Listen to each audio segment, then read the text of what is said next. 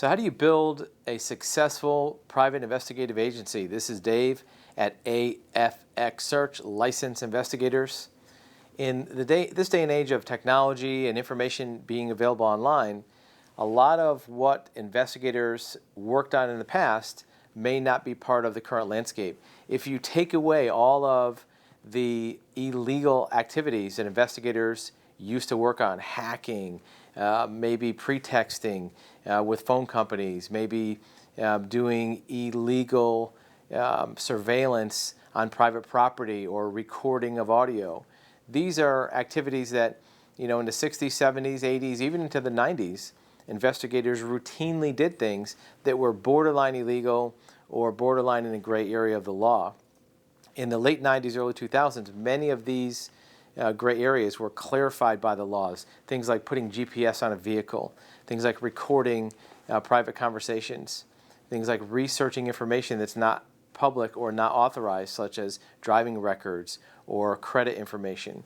Once you delete all that from what an investigator can do, and then you delete some of the basic research that some clients are doing themselves, looking at Facebook, looking at other social media like on Spokio, doing a lot of online research where records that investigators needed to track down, even public records, private individuals are now doing.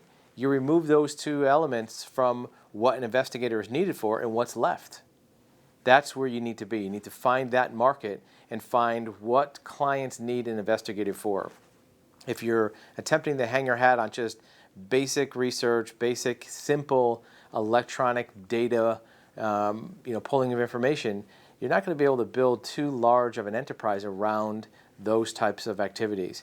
You need to get more in depth either with a wider range of activities or going deeper in one niche area of the market. For example, it may be document forensics. It may be voice analysis. It may be witness interviews. Things that still need a licensed private investigator, but either need specialized skills, which a public or a private individual client may not have, or it's something that is a licensed activity that a private client can't do for somebody else. So getting into understanding the market of what is left for an investigator to do and exploiting that market to help a customer is where growth in a private investigative agency will come from. If you have questions about investigative services, you can reach us at our website at afxsearch.com.